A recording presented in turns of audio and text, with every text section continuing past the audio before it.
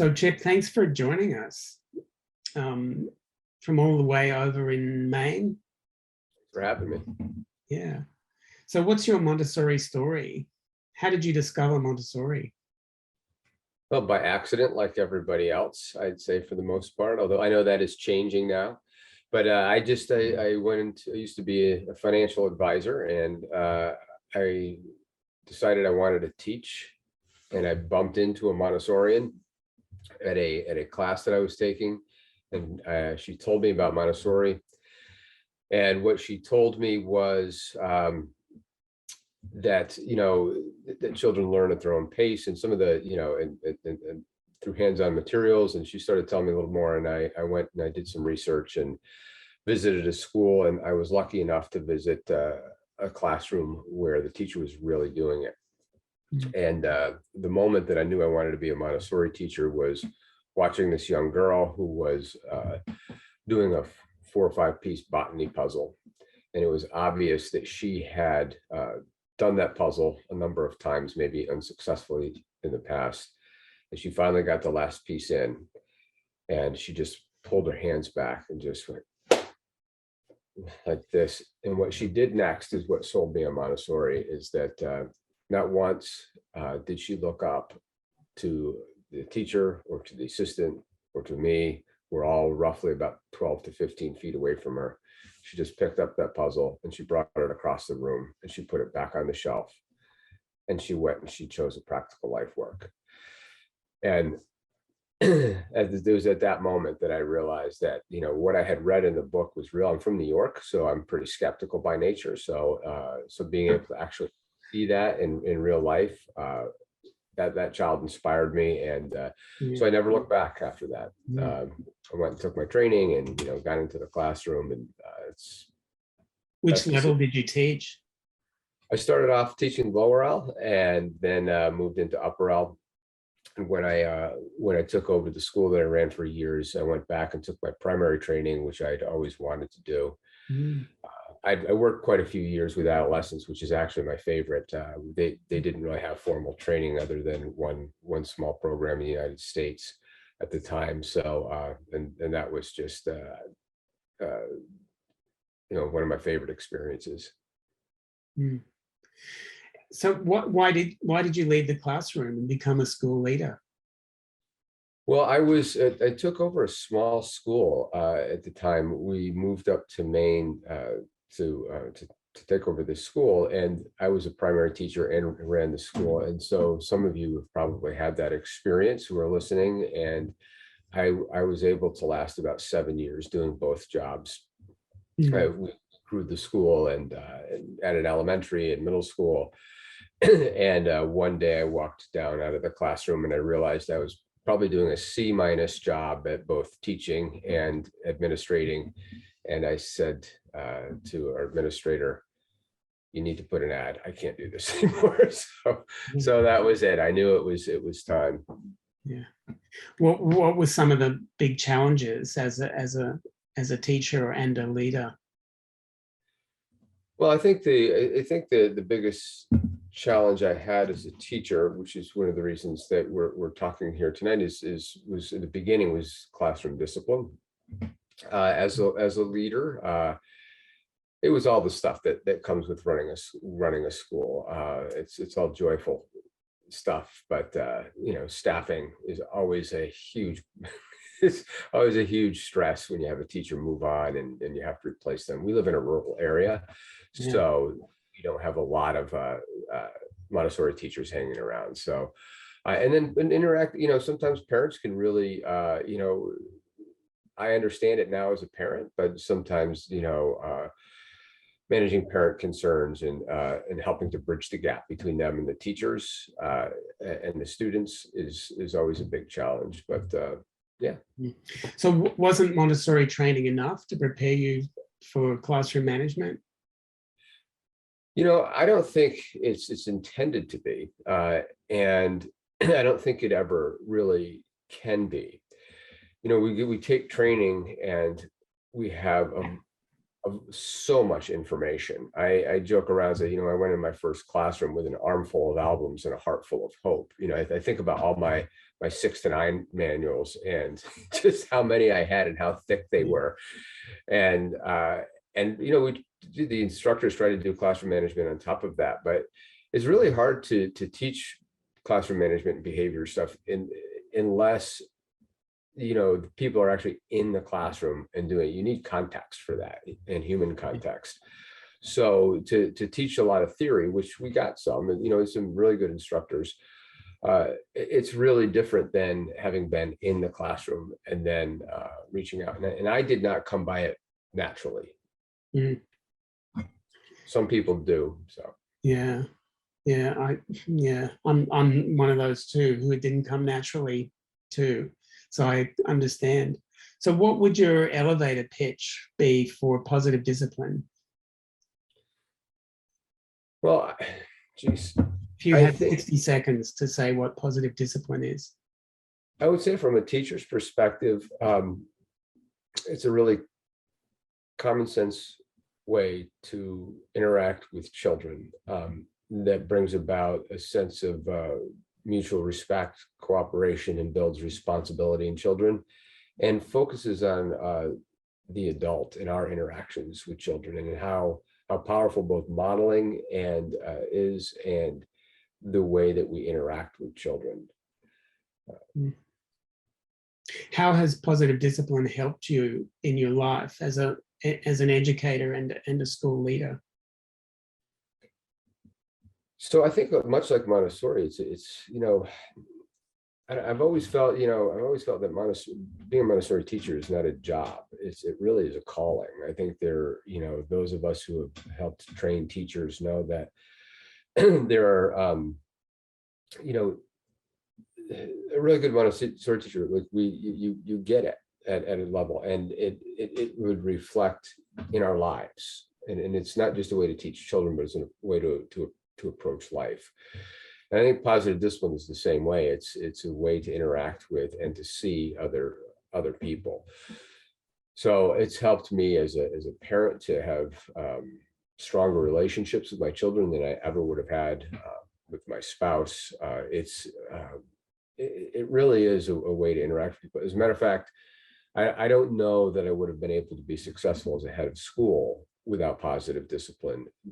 Just basics of like learning how to listen to somebody without judgment, and realizing that that parent who's sitting across from you, even though they may be misbehaving in the moment, they are deeply concerned about their child, and you may not like the way that they're interacting with you, but if you understand that that's just that person is discouraged, they're worried, fearful, and how to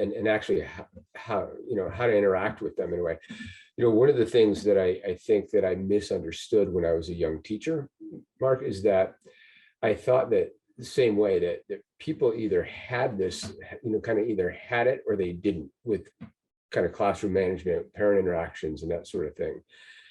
And it worried me because I didn't think I had it. I looked at some of these other teachers, and as I wrote in my book, it looked like they had magic dust, right? They'd sprinkle it on the kids or the parents, and they would just interact with them seamlessly, and the children would have respect and cooperation and all this stuff. And I just felt like I was walking around with a backpack of rocks and 2 heavy suitcases. And what I learned when I took my first positive discipline course was that, like, these are real skills that you can teach them, and you can learn them. And I actually, over time, became, I would, my self-assessment, really fairly skilled with handling really difficult situations. And that was that was so far from where I first started, when I was just underwater, going home at the end of the night and thinking that maybe I should have been an accountant. So yeah. So how has your life changed since the publication of the book? Well, it's gotten busier, which is great. Last year, I was retired as head of school. This year, I'm hanging on for to help with the transition, which has been great, but it's been super busy. Jane Nelson and I, who's obviously the originator of all of this work, have been, as we've been doing, it's not as much traveling this year yet, but my schedule looks a little scary for next year. So, and I know we're going to try to do some work together. So hopefully I'll come visit Australia at some point. Yeah. Why is positive discipline used in Montessori schools so commonly in the United States? Well, it took off when Jane wrote her first book in 1981. It got a lot of traction in the Montessori community. I think first and foremost is that there's quite a bit of history between Montessori and what we now call positive discipline. As you know, Mark, positive discipline is based on the work of Rudolf Dreikurs and Alfred Adler. And when I first got trained, we were still being given the book Children the Challenge by Rudolf Dreikurs, and that was one of the classroom management books that we had to read. And it was a great book. But Montessori and Adler were contemporaries in Europe. They were both born in the same year. We tend to put Montessori up on a pedestal, and we see her almost in isolation now, but that's not how she worked. If it was 2022 in Montessori's time, she would have been in a chat room with Adler and Sagan and Piaget. They were all constructivists. They all read each other's work. They were familiar with one another. And while Adler and Montessori never worked, on any specific project together, they were very familiar with each other's work and inspired by one another. Obviously, Adler focused on the social and psychological, specifically, while Montessori really looked at the whole child. And so as you read through Jane's original book and in our book, you'll see that these principles, that these Adlerian principles, are mirrored in Montessori. They're from a constructivist point of view. Both Montessori and Adler understood that as constructivists, that we develop who we are through our experiences in the environment. And not just our experiences in the environment, but the decisions that we make as we are interacting with our environment.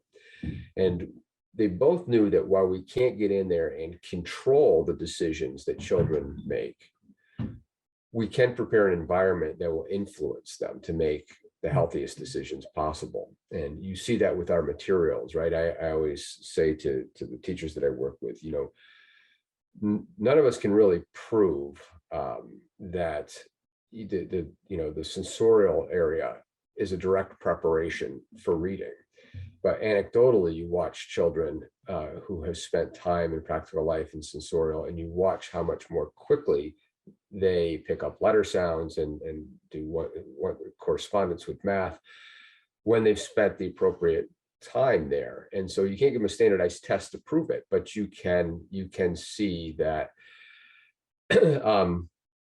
through that work that it blossoms. And I think positive discipline is the same thing. We can't get in there and make those decisions for children, but you can see it as they interact with one another, that it really does foster that sense of mutual respect and cooperation. Yeah. So why did this book take so long to be written? There was an early affinity between Montessori and Jane's work. I don't know. I'm glad that it waited for me. Yeah. But well, Jane, Jane, she will tell you, the Montessori audiences have always been her favorite to work with. And the reason that she says that is because she never had to convince them. We were already on the same page. Those principles that we operate from, that are mirrored from Adlerian work, we get. One of them is, misbehaving child is a discouraged child. Right? I think all of us truly understand that as Montessorians. So I was lucky enough to do the project with Jane, and it took us so long because I was trying to run a school and a family and write a book and do workshops with teachers. So it was, but it was a labor of love, and I'm glad that it's out there. I hope that it helps people the way that it helped me. This is my biggest hope. So if the essence of Montessori is a deep respect for the child, can positive discipline help make traditional schools more like Montessori schools, do you think? Well, I don't know. I certainly hope that, positive discipline has gotten traction in traditional schools. It really takes a commitment, but also that's if the school takes it on itself. But teachers have been doing positive discipline within the walls of their classroom for years in both traditional and Montessori schools.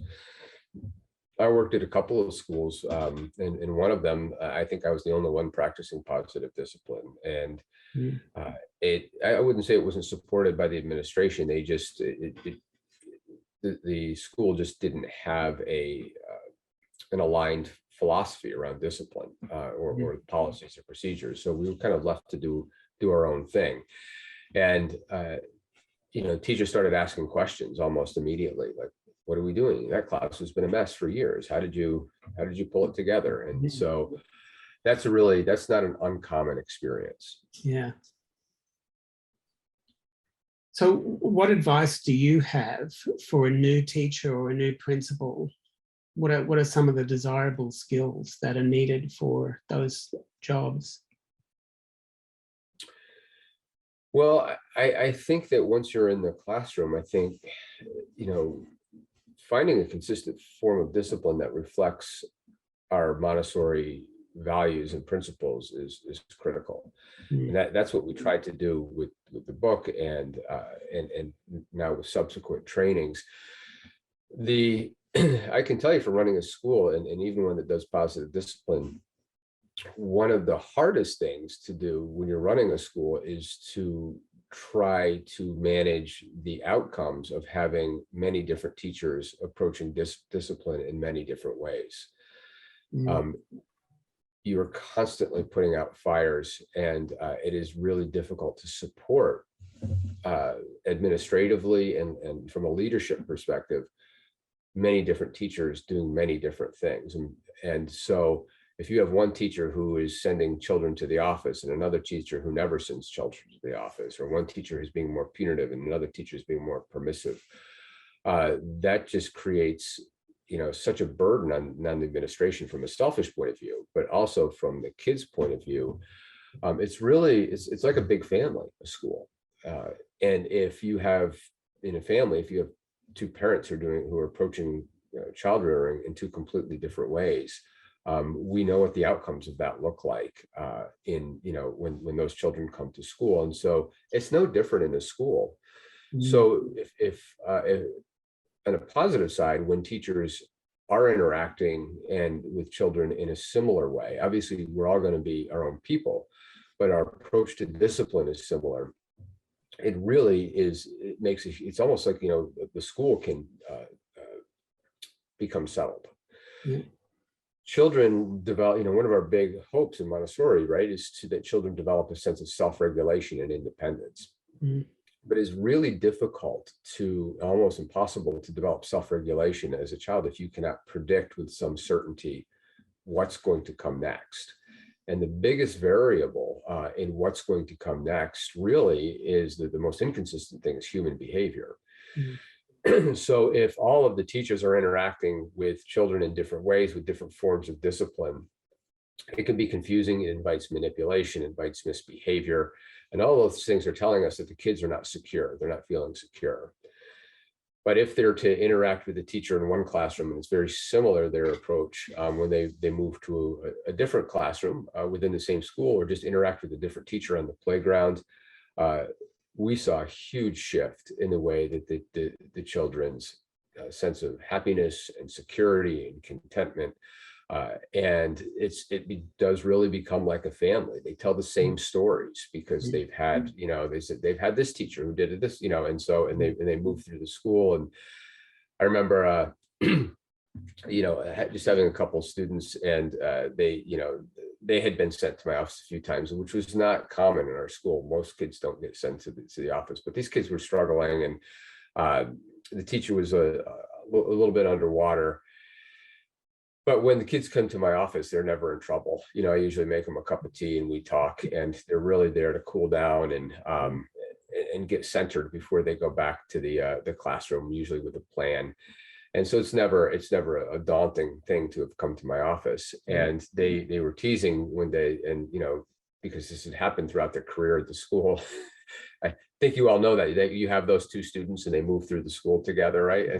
And so that was these two students, and they joked around that their graduation gift to me was they were gonna buy me 2 new chairs for my office with their names sewn into them. So and and it's that kind of relationship that you get to develop with children. When you approach children as human beings, and there's a sense of family and a sense of connectedness within the school. And those two children are doing wonderful today. They're honorable students at their high schools, and it's just the bring together and that continuity of a way to approach discipline really is central to the whole environment in the school. It's a long answer to a short question, Mark. Yeah. I love that mantra in positive discipline. A misbehaving child is a discouraged child. Those of us who grew up like me in very traditional households, conditioned to see misbehavior as children being naughty, trying to take advantage. But positive discipline sees all behavior as goal-oriented, and that goal is finding belonging and significance. Yeah. Well, in Montessori, we start off with an inherent, right out of the gate, we start off with a trust in the child.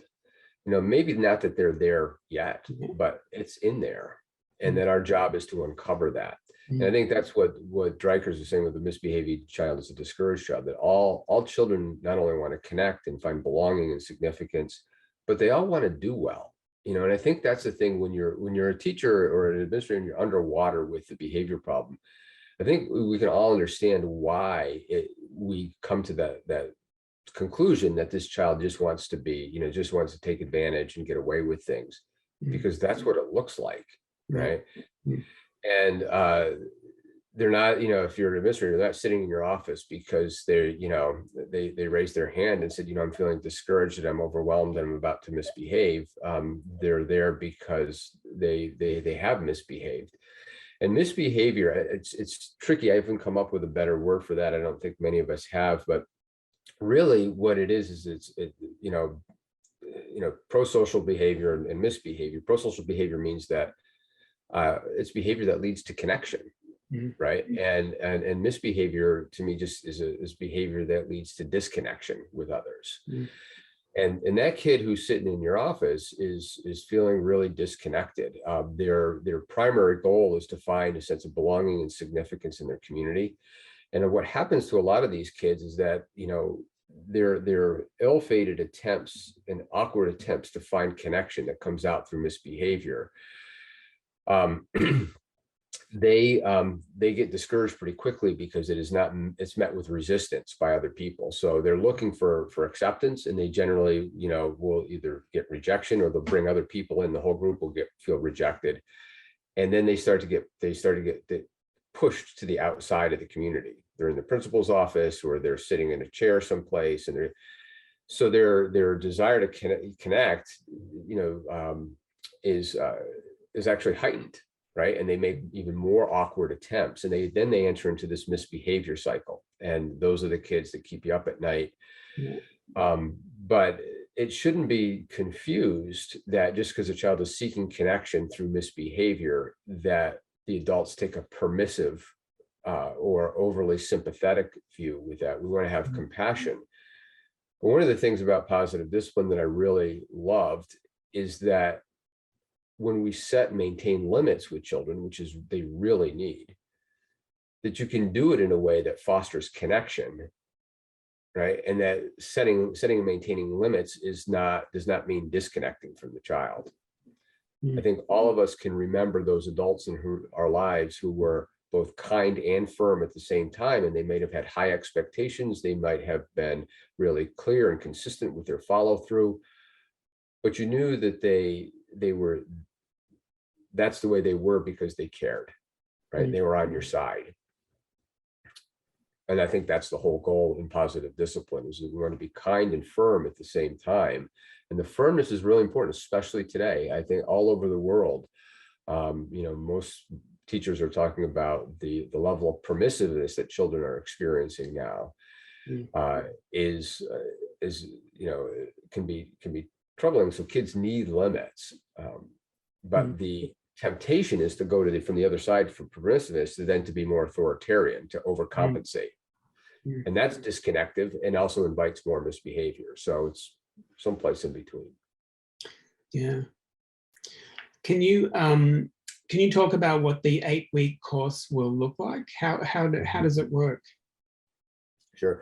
Well, the 8-week course is, we all, as you know, Mark, we always love to work in person, right? It's our preferred method because it's an experiential training. But one of the things been kind of interesting about the Zoom, doing things on Zoom, it has provided us an opportunity to actually do some practice in between sessions. And that's that's I found to be really beneficial. So again, we can never replace our in-person work. What we'll be doing throughout the 8-week course is that the beginning will start with some philosophy and some practical stuff like that, and we quickly move into identifying where misbehavior comes from, the positive discipline or Montessori and Adlerian approach towards human behavior, and then we move into the tools of positive discipline. So within the sessions, we'll introduce some of those tools. We will practice some of them, and then in between the sessions, teachers will have a chance to go out and to practice this in their classrooms, and do some more reading and between the sessions. And that's been working out really well. I love starting the sessions each time for listening to some of the stories of the teachers, and then coming back and having the same experiences that I had when I was a new teacher, which was, wow, this really works, right? Like, I can't believe this. I've been nagging this kid all year, and I shifted the way that I interacted with them. And all of a sudden we're starting to get on the same team. And we're starting to invite some cooperation. And it's encouraging to see when teachers start to actually practice this and use this, and coming back each week and having that success. And I'm sure you had the same experience when you first found it too. I found it a very transformational approach, and goes with Montessori so beautifully. So I'm really looking forward to having you share this approach with educators in Australia for Montessori Australia. So thank you for doing this course with us. I'm really excited about it, Mark. It's great, and I think the technology, we're able to make it happen in a time that's a little bit uncertain. So I'm grateful we're able to do it. All right, wonderful. Thank you.